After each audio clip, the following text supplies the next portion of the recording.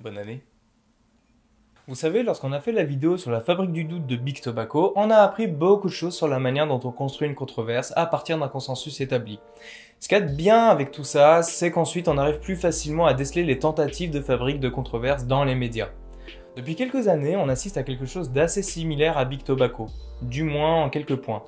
Et ce quelque chose, c'est le vin, pour être dans le thème du Dry January boudé cette année par certains politiques. Pour tout vous avouer, aborder ce sujet est un peu plus chaud, car plus subtil que celui du tabac. Alors on va essayer d'être clair et factuel, mais voilà, n'hésitez pas à nous signaler des choses importantes qui n'auraient pas été dites, sinon à nous dire que ça déchire sa race, que vous allez liker, tout ça. Et c'est parti!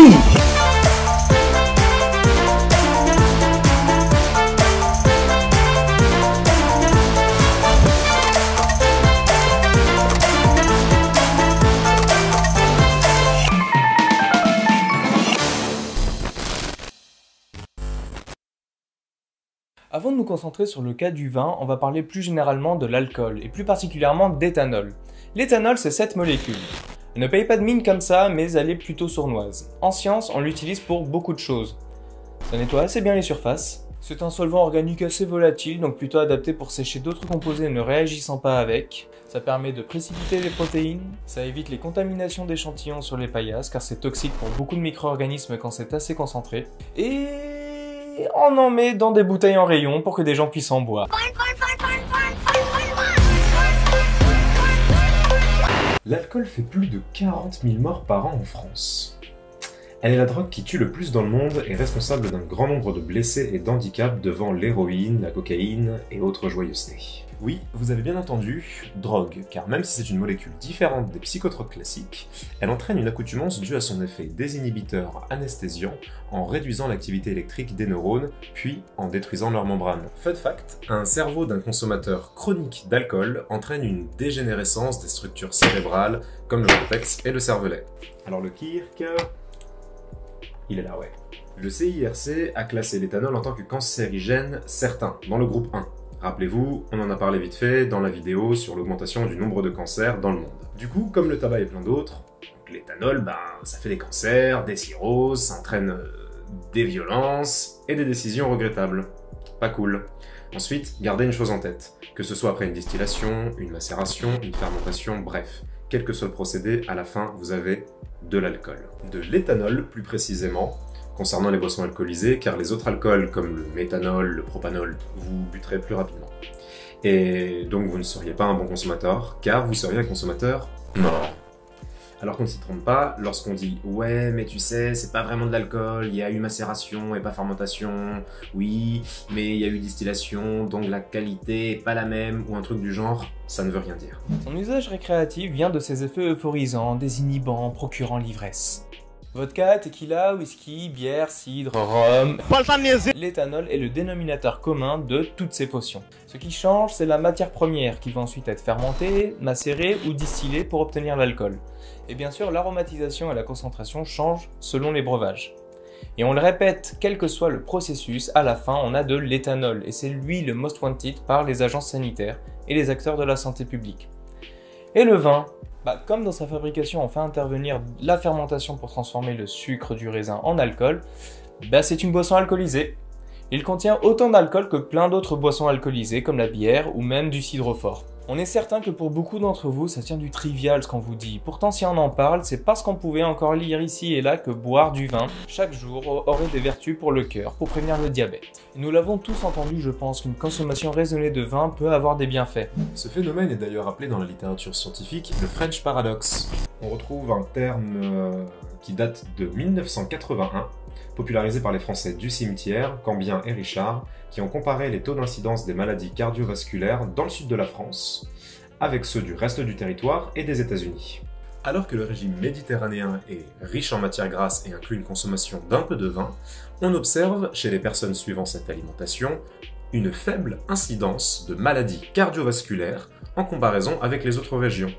Depuis, des dizaines d'études ont vu le jour tout au long des années 2000 qui montreraient des effets bénéfiques pour le cœur et les vaisseaux et qui permettent d'expliquer justement ce paradoxe français.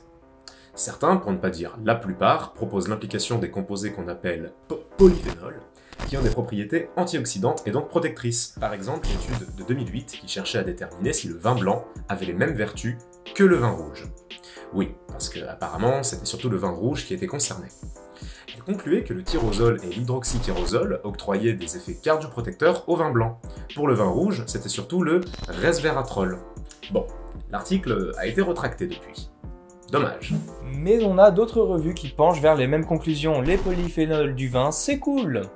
Encore plus récemment, une étude parue dans le journal Gastroentérologie en août 2019 suggérait un effet bénéfique du resveratrol contenu dans le vin rouge sur la diversité du microbiote intestinal. Et évidemment, la presse est enflammée. Alors qu'en penser? En fait, si on veut trouver des études qui vont dans le sens des bienfaits du vin, on en trouvera. Tout comme à l'époque, on pouvait trouver des études qui disaient que le tabac, ça calme les maux de gorge. Le truc, c'est que ça ne changeait pas le consensus sur la clope, qui clamait ses méfaits. Et c'est la même chose pour l'alcool. Déjà en 2005, on trouvait des méta-analyses qui remettaient en cause les analyses statistiques de quelques études antérieures concluant sur les bienfaits du vin, notamment en pointant du doigt certains biais et facteurs confondants, comme le fait d'inclure dans le groupe abstinent des anciens buveurs, qui ont parfois arrêté à cause de pathologies ou de la vieillesse. De plus, il ne s'agissait que d'associations statistiques ou d'études in vitro. Par exemple, la fameuse étude de 2019 qu'on a citée précédemment est une compilation de données de 3 cohortes indépendantes pour lesquelles les associations statistiques ont été déterminées, et des points faibles ont été relevés à sa sortie, notamment par un tweetos chercheur postdoc spécialisé dans le système nerveux entérique et dans le microbiote intestinal. Big up à toi Philippe. Un lien vers la discussion Twitter en description pour les plus curieux. Alors attention, les associations statistiques, ce n'est pas du flan en sciences, mais elles nécessitent tout de même un peu de recul en faisant attention aux facteurs de confusion. Bref, ça se battait pour savoir si la consommation modérée d'alcool permettait vraiment de réduire les risques de maladies cardiovasculaires grâce au polyphénol, alors qu'on rappelle qu'il y a de l'éthanol dans l'histoire, ce qui contrebalance les potentiels effets de ces polyphénols. Bon, on va pas rester sur ces hubs, on va l'enregistrer. En 2018, une analyse systématique d'études parue dans le journal The Lancet, portant sur la consommation d'alcool de plusieurs millions d'habitants de 195 pays sur une durée de 25 ans, et on y note que « The level of consumption that minimizes else loss is zero ». En gros, on augmente nos risques dès le premier verre, certes très faiblement, mais c'est très loin de vouloir dire que c'est bon pour la santé. C'est consensuel et aujourd'hui tous les médecins et scientifiques se rangent derrière cette conclusion sans broncher. Pour autant, il y a toujours une certaine banalisation de la consommation du vin en France. Depuis quelques années, les discours publics, plutôt politiques, ont tendance à jouer sur une certaine subtilité pour minimiser l'impact de l'alcool, notamment du vin, sur la santé humaine. Et comme pour le tabac, s'opposer au consensus scientifique serait peu convaincant, donc on s'y prend autrement. Remontons en 2013. Après l'annonce de mesures de durcissement en matière de publicité et de taxation du vin, l'association Vin et Société sort un site internet appelé « Ce qui va vraiment saouler les Français.fr ». Il est si moche. Par Chantal. Il y a 11 mois. Ah mais Chantal elle est... Ah oui d'accord, en fait, attends, putain super. Il y a Christelle et Chantal sur le site.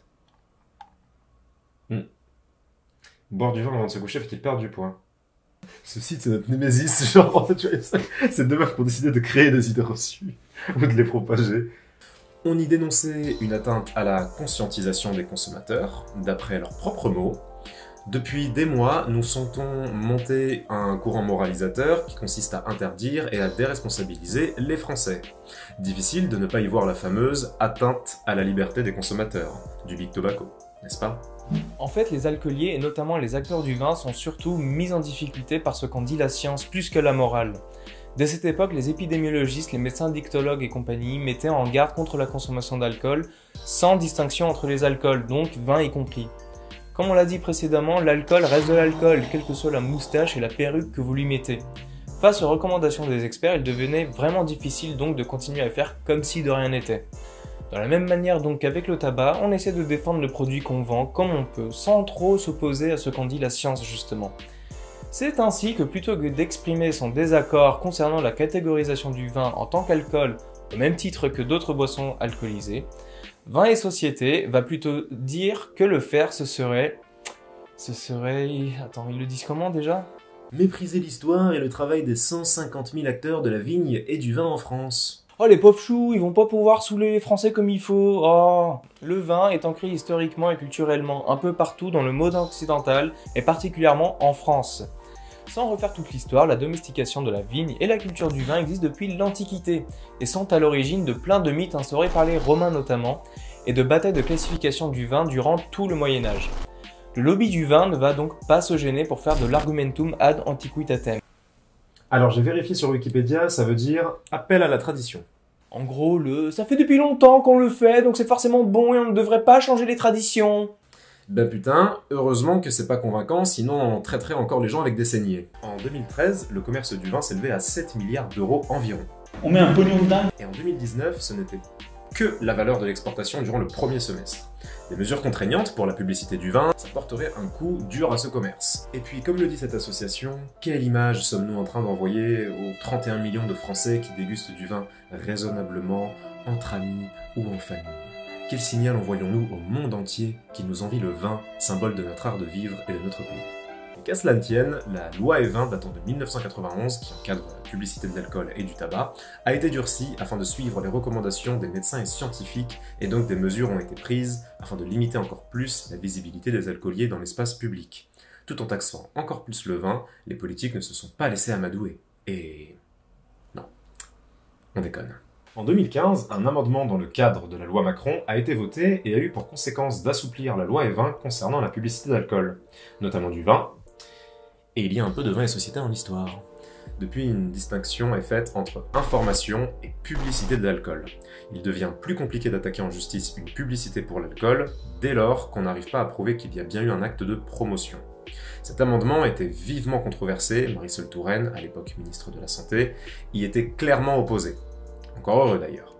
Mais pour citer le député PS Gilles Savary, cet amendement ne remet nullement en cause ni l'esprit ni la lettre de la loi E20, mais vise à éviter que, dans notre pays, dont la tradition viticole ancestrale s'est fortement imprimée dans la culture, et désormais dans notre économie, et dans les rares succès de notre commerce extérieur, virgule, il devienne risqué, pour un journaliste, virgule, un cinéaste ou un romancier, d'évoquer nos produits vinicoles ou d'y faire référence. Ouais, c'est une putain de phrase longue en fait. Elle arrive si tard sa proposition. Niveau taxation, alors là c'est gold. Si les fortes taxes dissuasives sur le tabac doivent en théorie et en partie permettre de résorber le coût de la prise en charge par la sécurité sociale, les taxes sur l'alcool, notamment le vin, ne sont pas proportionnées pour la même chose. Notamment en plus de la TVA, il y a un droit d'accise qui s'ajoute sur certains produits comme le carburant, le tabac, le luxe, etc. C'est pour ça que la taxe du tabac est disproportionnée devant la véritable valeur des paquets de cigarettes. Cet impôt indirect dépend du produit et n'a pas une part fixe comme la TVA. Ainsi, le droit d'accise représente 65% du prix du tabac, 32% du prix d'un alcool fort et seulement 1% du prix du vin. Ce dernier étant pourtant l'alcool le plus consommé, il est également le moins taxé, représentant en tout 3,6% des droits d'accise. L'alcool fait tout de même plus de 40 000 morts par an, derrière le tabac avec ses plus de 70 000 morts par an. Mais il rapportait 3 fois moins à la sécurité sociale que les ventes de cigarettes. On remercie les décodeurs pour leur article sur le sujet, bon travail de résumé. Ok, donc on vient de voir que la politique en France en matière viticole et vinicole est plutôt en leur faveur. Elle ne suit pas vraiment les recommandations des médecins et spécialistes, ce qui ne facilite donc pas les campagnes de prévention contre les risques de l'alcool et tend à les minimiser. Mais plus que la politique, il y a les politiques. Didier Guillaume. Le 16 janvier 2019, Didier Guillaume, alors ministre de l'Agriculture, a déclaré que le vin n'était pas un alcool comme les autres. Alors ça a bien sûr fait gueuler les médecins qui ont rappelé qu'ils traitaient tous les jours des comas éthyliques dus au vin. Emmanuel Macron ne cache pas non plus d'ailleurs son affection pour le vin. Et il va même jusqu'à se confier en disant « J'ai été élevé par mes grands-parents qui avaient cette formule. Le vin rouge est un antioxydant. Il n'y avait pas de caractère culpabilisant. » Bah tiens. Tout en rajoutant ensuite « Évidemment, il faut le faire avec modération, mais cela participe de notre civilisation. » On retrouve encore ici le champ lexical historique, traditionnel, voire patriote du vin. Et puis cela jusqu'à ce qu'il ressorte la formule de Georges Pompidou. N'emmerdez pas les Français. Les mêmes politiques sont toujours au rendez-vous pour la promotion d'événements récurrents en lien avec le vin, comme la sortie chaque année du Beaujolais Nouveau par exemple. On comprend aisément que la banalisation passe par des prises de position publiques favorables aux producteurs et à leurs produits, souvent en décalage avec les recommandations en termes de santé publique, participant de surcroît à l'instauration des idées reçues, comme celui des bienfaits antioxydants du vin, tel rappelé par le président. Dernière chose, vous vous rappelez lorsqu'on dit que, quel que soit le processus par lequel on produit de l'éthanol, on aboutit à une boisson alcoolisée, dans tous les cas à la fin? Eh bien, scientifiquement, c'est ça. Mais en France, il en est autrement d'un point de vue juridique. L'article L3321-1 du Code de la santé publique entretient le doute en séparant les boissons fermentées, en dessous de 18 degrés, et les alcools. Donc vous voyez la subtilité sûrement avec laquelle a joué le ministère de l'Agriculture en disant que le vin n'était pas un alcool comme les autres. D'ailleurs, dans cet article, une boisson avec des traces d'alcool supérieures à 1,2 degré uniquement est appelée boisson avec alcool. Ce qui signifie qu'en dessous de 1,2 degré d'alcool, on n'est pas une boisson alcoolisée. Bon, et si nous résumions un peu? Tout d'abord, à la moindre molécule d'éthanol dans une boisson, on obtient une boisson alcoolisée. Et le vin est compté dedans. La consommation d'alcool n'est pas anodine. Derrière le côté festif auquel elle participe, elle est également à l'origine de nombreux accidents, de maladies, de décès, de violences conjugales, etc.